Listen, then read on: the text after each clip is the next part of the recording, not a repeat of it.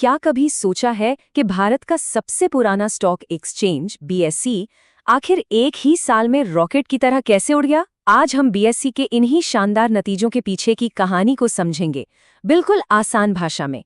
चलिए शुरू करते हैं। तो सारी कहानी शुरू होती है इस एक नंबर से, +44%। यही वो आंकड़ा है जिसने सबका ध्यान अपनी ओर खींचा है। जी हाँ, पूरे 44%।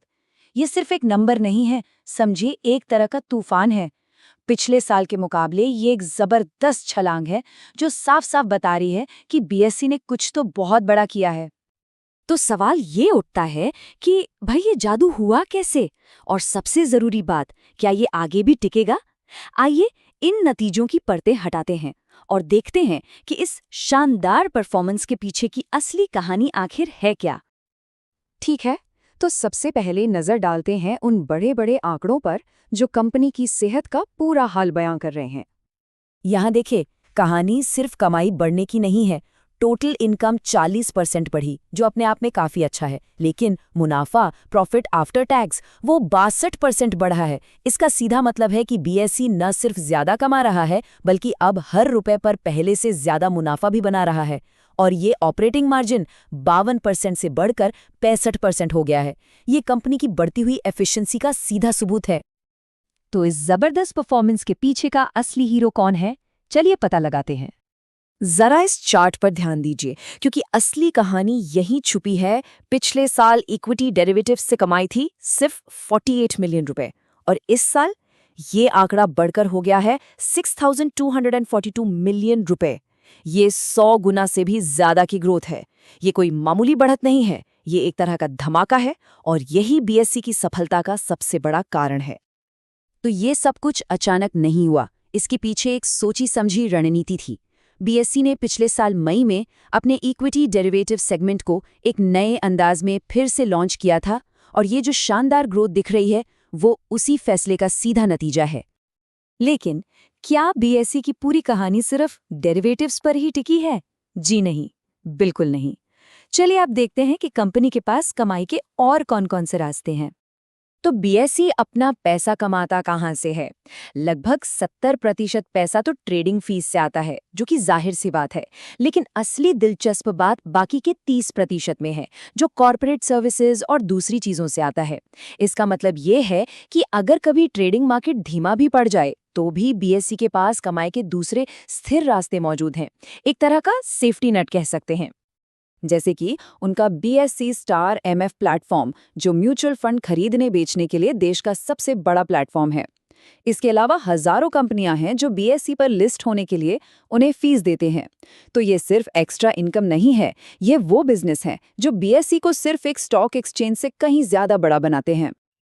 ठीक है, अब थोड़ा बैलेंस बनाते हैं। हर रिपोर्ट कार्ड में कुछ अच्छी बातें होती हैं और कुछ ऐसी जिन पर ध्यान देने की जरूरत होती है। चलिए सिक्के के दोनों पहलुओं को देखते हैं। तो अच्छी बातें क्या क्या हैं? लिस्ट काफी लंबी है। शानदार मार्जिन, जबरदस्त प्रॉफिट ग्रोथ और मेन बिजनेस से कैश भी खूब आ रहा है। लेकिन क्या सब कुछ हरा हरा है? ऐसा भी नहीं है। कंपनी के खर्चे बढ़ रहे हैं, और ऑडिटर की रिपोर्ट में एक शब्द है जिस पर गौर करना जरूरी है। अब ये लिमिटेड रिव्यू क्या है? देखिए, ये कोई घबराने वाली बात नहीं है। ये तिमाही नतीजों के लिए एक स्टैंडर्ड प्रोसेस है। ये फुल ईयर ऑडिट जितनी गहरी जांच नहीं होती, लेकिन ये एक रूटीन चेकअप जैसा है। बस ये समझना जरूरी है कि ये एक फुल ऑडिट नहीं है। अब बात करते हैं कैश की, जो किसी भी कंपनी के लिए खून की तरह होता है।